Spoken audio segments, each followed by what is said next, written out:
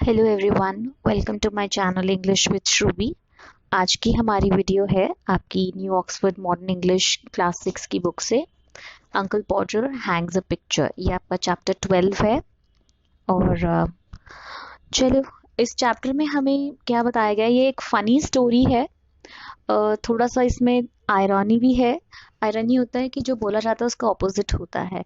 तो इसमें आयरनी यही है कि जो इस स्टोरी का मेन कैरेक्टर है, दैट इज अंकल पॉटर, वो जो टास्क अपने हाथ में लेता है, जो टास्क अपने हाथ में लेते हैं और उसे करने के लिए उन्हें लगता है कि वो बहुत इजी है और आसानी से 2 मिनट में हो जाएगा, जबकि होता उसका उल्टा है। उन्हें 4-5 घंटे लग जाते हैं एक छोटा सा इजी सा टास्क कंप्लीट करने में। और वो टास्क क्या होता है, एक पिक्चर को दीवार पर टांगना होता है, मीन्स कील ठोक कर उस पिक्चर को टांगना होता है। लेकिन उस काम को, वो एक छोटे से काम को इतना बड़ा बना देते हैं कि वो ही एक बहुत बड़ा टास्क लगता है। So without any much delay, let's begin the chapter. इसमें आपका स्टार्टिंग में देखिए, स्टोरी में ये बताया गया कि अंकल पॉटर जो हैं, उनकी वाइफ जो है, आपस में बैठकर ये डिस्कशन कर रहे हैं कि हमें एक पिक्चर हैंग करनी है, तो वो आप कब करेंगे। Let me read. You never saw such a chaos commotion up and down a house in all your life as and when my Uncle Podger undertook to do a job. A picture would have come from the frame makers and be standing in the dining room waiting to be put up, and Aunt Podger would ask what was to be done with it, and Uncle Podger would say, "Oh, you leave that to me. Don't you any of you worry yourself about that. I'll do all that." यहाँ पर ये बताया गया है, जो narrator है वो इस बात को बोल रहा है कि कॉन्टिन्यूस टेंस में बोल रहा है, क्योंकि ऐसा अंकल पॉटर हमेशा ही करते हैं। ये उनका नेचर है ऐसे करना, कि किसी भी चीज़ को बोलना कि मैं खुद कर लूँगा, ये तो बहुत आसान सा काम है, किसी को बाहर से बुलाने की ज़रूरत नहीं है। और वो खुद कहने के लिए खुद करते हैं, मगर उन्हें पूरे घर की हेल्प लेनी पड़ती है। और वो काम पहले तो वो बहुत लंबे टाइम तक डिले होता रहता है, टालते रहते हैं जब तक कि, जैसे यहाँ पर बोला गया कि एक पिक्चर, एक फ्रेम चिपकाना है, टांगना है दीवार पर, लेकिन वो रखा रहेगा डाइनिंग रूम में जब तक कि वो पिक्चर खुद ही खड़े होकर ना बोल दे कि प्लीज मुझे टांग दो। So this is humorous story. और यहाँ पर भी आंट पॉटर जो है वो कह रही हैं कि ये काम कब होगा अंकल पॉटर से। तो वो कह रहे हैं कि वो काम, वो तुम मुझ पर छोड़ दो, एंड प्लीज तुम में से कोई भी, किसी को भी चिंता करने की जरूरत नहीं है उस काम की, मैं अकेले कर लूंगा। तो यहाँ पर वो इतने कॉन्फिडेंट हैं कि ये काम तो मैं अकेले कर लूंगा, इतना छोटा सा काम है, एक दीवार पर पिक्चर ही तो टांगनी है, इसके लिए किसी को बॉदर करने की ज़रूरत नहीं है। बट उनके घर में उनकी फैमिली मेम्बर्स उनको जानते हैं कि कैसे वो एक छोटे से काम को फैला देते हैं। और सिर्फ अकेले नहीं करते, उसमें हम सबको उनकी हेल्प करनी पड़ती है। इनफैक्ट नॉर्मल हेल्प भी नहीं करनी पड़ती, हम सबको परेशान होना पड़ता है। So let's read further. And then he would take off his coat and begin. He would send the girl out for 6 pence worth of nail, and then one of the boys after her to tell her what size to get, and from that he would gradually work down and start the whole house. अब यहाँ पर काम शुरू हो गया है। अब उसका वो जो एक लंबा चौड़ा प्रोसेस है फोटो को हैंग करने का, यहाँ पर नरेटर उसको बहुत उससे एग्जैजरेटेड तरीके से बता रहा है, क्योंकि जो अंकल पॉजर हैं वो, उनकी हैबिट है काम को फैलाने की और उसको उसमें बाकी पूरे घर के मेंबर्स को इन्वॉल्व कर लेने की। तो अब उन्होंने सबसे पहले अपनी एक बेटी को बाहर भेजा नेल्स लेके आने के लिए, और फिर उसके पीछे दूसरे बच्चे को भेजा उसको ये बताने के लिए कि कौन से साइज की कीले लेकर आनी है। मतलब कि वो इतना अनऑर्गेनाइज्ड है, इतनी जल्दबाजी है उसे काम को करने की, कि उसने बिना ये बताए कि कौन से साइज की कीलें लानी है उस लड़की को भेज दिया। 2 मिनट रुककर सोचकर भी बता सकते थे कि कितनी कीलें लानी है, कौन से साइज की लानी है, ताकि दूसरे बच्चे का चक्कर ना लगाना पड़ता और उसका काम बच जाता, एक ही बारी में काम तरीके से हो जाता। और ऐसे ही धीरे धीरे करके वो घर के सारे मेंबर्स को, पूरे हाउस को इन्वॉल्व कर लेते हैं काम करवाने में। Now you go and get me my hammer will, he would shout. और फिर उनके बेटे का नाम विल है एक, उसको कहते हैं कि जाओ तुम मेरे लिए हथौड़ा लेकर आओ। And you bring me the rule Tom, और टॉम से कह रहे हैं कि तुम मेरे लिए नापने के लिए रूल लाओ।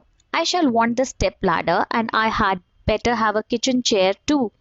And Jim, you run round to Mr. Goggles and tell him Pa's kind regards and hopes his legs better and will he lend me his spirit level. यहाँ पर अब देखो उन्होंने घर के सब लोगों को एक एक काम पकड़ा दिया है कि तू जा चेयर लेकर आ, तू जा स्टेप लैडर लेकर आ, सीढ़ी लेकर आ, मुझे सीढ़ी की भी ज़रूरत होगी, मुझे किचन चेयर की भी ज़रूरत होगी, जाकर मुझे मिस्टर गॉगल्स से भी पूछ लो, उनके घर जाओ, उनको मेरे काइंड रिगार्ड्स भी देना, साथ में उनकी लेग का हालचाल भी पूछ लेना और उनसे कहना कि क्या वो मुझे थोड़ी देर के लिए अपना स्पिरिट लेवल देंगे उधार पे काम करने के लिए। तो एक एक करके उन्होंने सबको काम पर लगा दिया है। पा मीन्स पापा का शॉर्ट फॉर्म है, जैसे हम मॉम को माँ या मम्मी को मॉम कह देते हैं, ऐसे ही पापा का पाज। And don't you go, Maria, because I shall want somebody to hold me the light, and when the girl comes back, she must go out again for a bit of picture cord. And Tom, where's Tom? Tom, you come here. I shall want you to hand me up the picture. अब यहाँ पर मारिया को उन्होंने कहा कि तुम कहीं मत जाना, क्योंकि मुझे एक जना यहाँ चाहिए जो लाइट को टॉर्च को पकड़ के खड़ा रहे, मुझे टॉर्च दिखाता रहे। और जब वो जो जिस लड़की को उन्होंने नेल्स लेने के लिए कीले लेने के लिए भेजा है, उसको तो आने के बाद दोबारा चक्कर लगाना पड़ेगा, पिक्चर कॉर्ड लेकर आनी पड़ेगी। और टॉम को वो ढूंढ रहे हैं, टॉम कहाँ गया? टॉम को उन्होंने रूल लाने के लिए बोला था, नापने के लिए, इंच टेप लेके आने के लिए, लेकिन अब वो दोबारा से उसको ढूंढ रहे हैं कि तू कहाँ चला गया, तू आ और मुझे पिक्चर को, ये जो फोटो फ्रेम है उसको मेरे हाथ में पकड़ाओ। तो यहाँ पर एक ही आदमी से उन्हें दो दो काम करवाने हैं, और एक छोटी सी चीज है, वो ये सब खुद तैयारी कर कर भी चेयर पे चढ़ के खड़े हो सकते थे, लेकिन सारी तैयारी के लिए उन्होंने घर के सारे फैमिली मेंबर्स को भेज दिया कि तुम ये करो, तुम ये करो, और लास्ट में वो क्रेडिट खुद लेना चाहते हैं कि सारा काम तो मैंने किया है, तुम लोगों ने किया ही क्या है। तो he is actually unorganised, he is rude, he is foolish, he is very boastful, overconfident, and he is dependent on others actually, वो दूसरों पर डिपेंडेंट है, इज completely disorganized, कुछ भी तरीके से सिस्टमैटिकली काम को नहीं करना जानते, और ना ही उनकी इंस्ट्रक्शंस कभी भी क्लियर होती हैं। अगर उसने उस लड़की को भेजा था कीले लाने के लिए तो बोल सकते थे ना उसी वक्त कि कौन सी कीले लानी है, कितने साइज की लानी है और कितनी क्वांटिटी में चाहिए, लेकिन आधा काम करते हैं एक बारी में, कंप्लीट काम करते ही नहीं है, इसलिए जो उनका काम है वो छोटा सा काम भी इतना बड़ा हो जाता है, और बहुत फसी हैं, जिद्दी हैं, अड़ जाते हैं अपने काम के पीछे। So let's read further.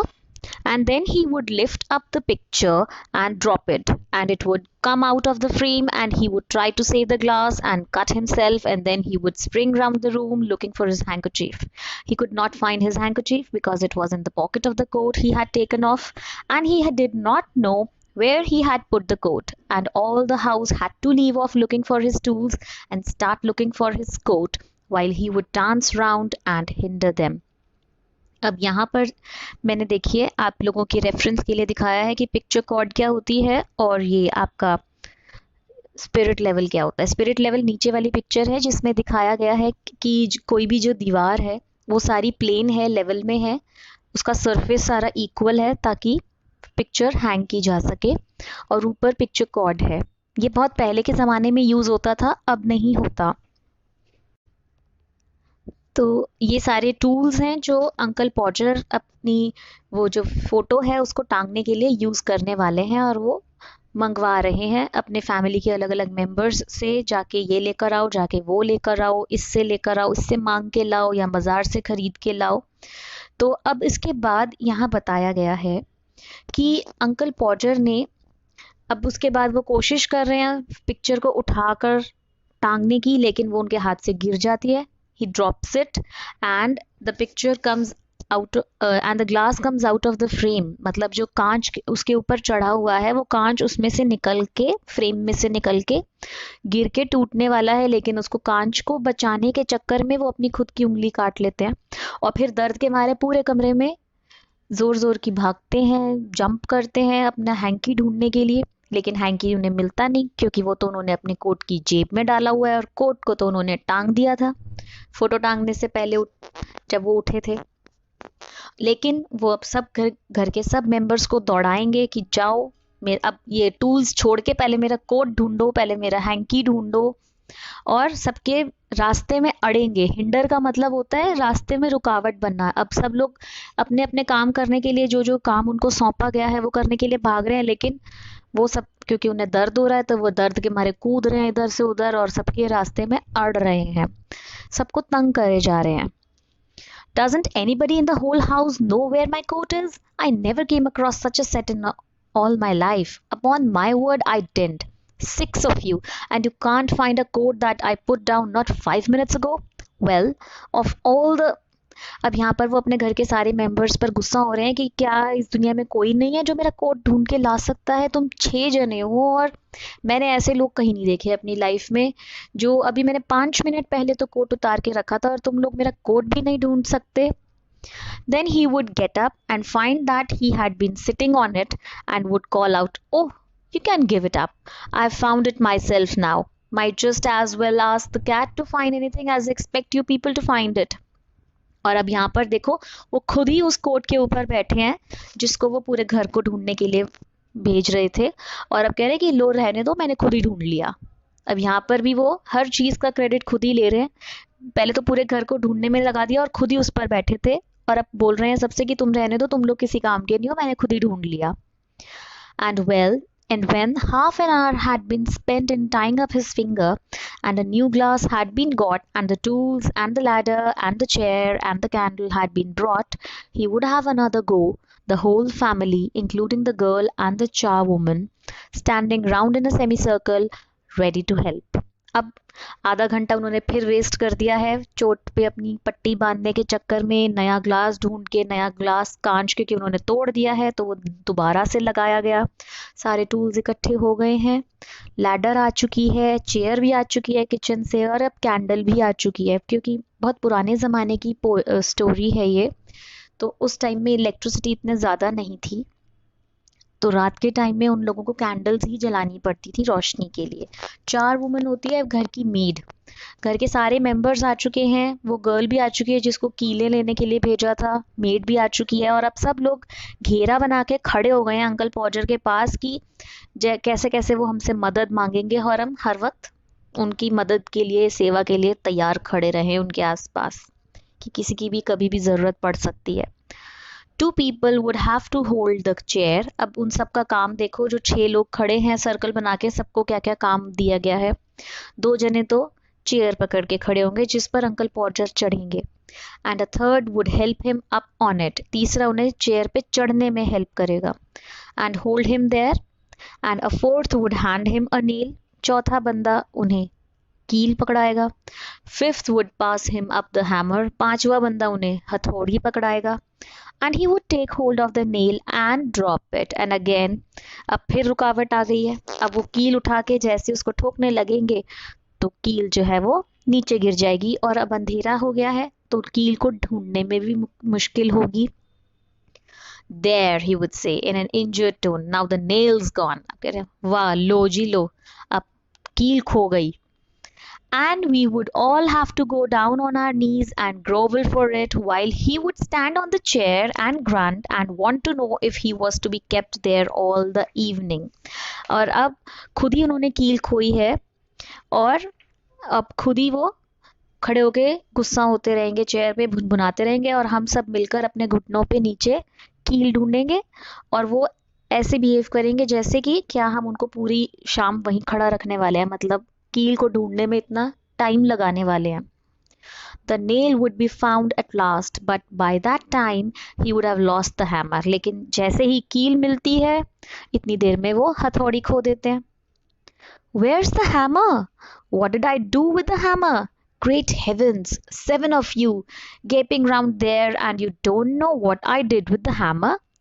अब खुद की गलती को भी दूसरों पर ही ब्लेम डाल रहे हैं कि हथौड़ी कहाँ गई, अब मैंने किया क्या उसके साथ, तुम लोग 7 जने हो और किसी ने देखा नहीं कि हथौड़ी कहाँ गई, मैंने कहाँ रख दी।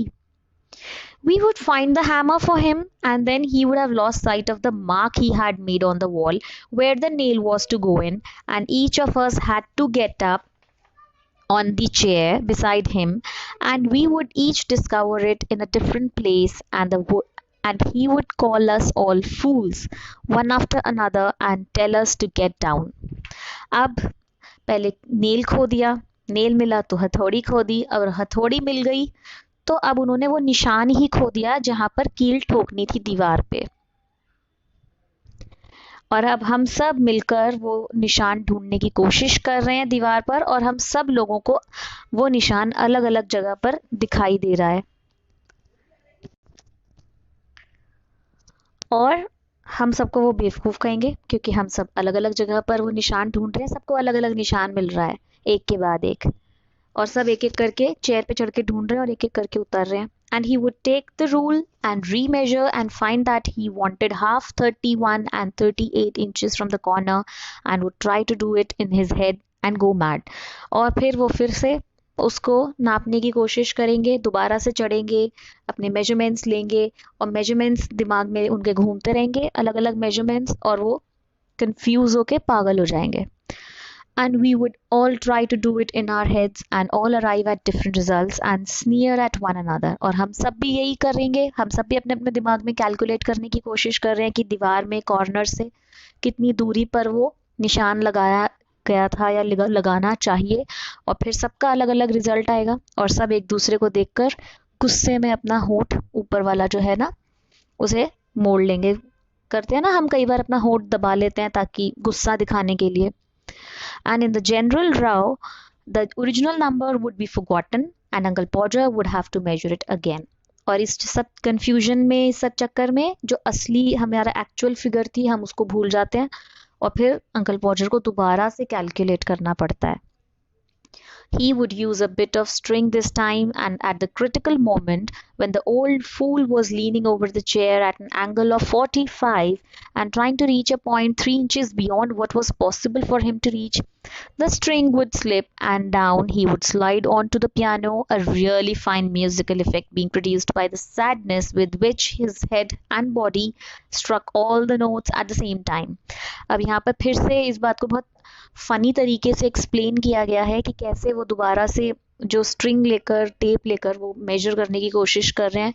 वो करते करते ओल्ड फूल, यहाँ पर अंकल पॉजर को ही कहा गया है, कैसे वो दीवार पे लीन हुए हैं, मतलब झुके हुए हैं दीवार पे, और जैसे ही वो 3.3 इंचेस उससे दूर है अचानक से वो गिर जाते हैं क्योंकि उनका बैलेंस बिगड़ जाता है। 45 डिग्रीज उनके बैलेंस वगैरह के लिए ही बताया गया है ये सारी मेजरमेंट्स, और वो गिर के सीधा पियानो पे गिरते हैं और पियानो के जो नोट्स हैं, उसकी जो कीज हैं वो बजती हैं और एक अलग सा म्यूजिक जनरेट होता है जो कि उनकी जो उस वक्त कंडीशन है उसको दिखाने के लिए बिल्कुल एप्ट होता है। And Aunt Maria would say she would not allow the children to stand round and hear such language. और उनकी आंट मारिया जो है वो कह रही है कि मैं तो चाहती नहीं हूँ कि बच्चे यहाँ खड़े होकर इस तरह की भाषा सुने जो अंकल पॉजर उस वक्त कह रहे होंगे। तो हो सकता है कि वो उस वक्त शायद अब्यूजिव लैंग्वेज यूज कर रहे हो। At last, Uncle Podger would get the spot fixed again and put the point of the nail on it with his left hand and take the hammer in his right hand.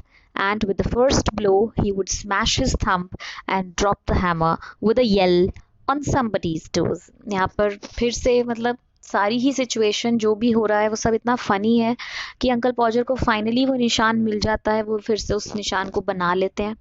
वहाँ पर nail रखते भी हैं, कील रखकर उसको ठोकते भी हैं, लेकिन जैसे ही पहला ब्लो देते हैं हैमर पे वो सीधा जाके उनके अंगूठे पर लगता है, उनके हाथ से हैमर गिर जाता है, वो चिल्लाते हैं दर्द में, और वो हैमर उन्होंने किसी के पैर पर गिरा दिया है तो किसी और को भी उन्होंने चोट पहुंचा दी है, खुद को भी लगा ली और किसी और के पैर पर हथौड़ी गिराकर उसके भी चोट लगा दी है।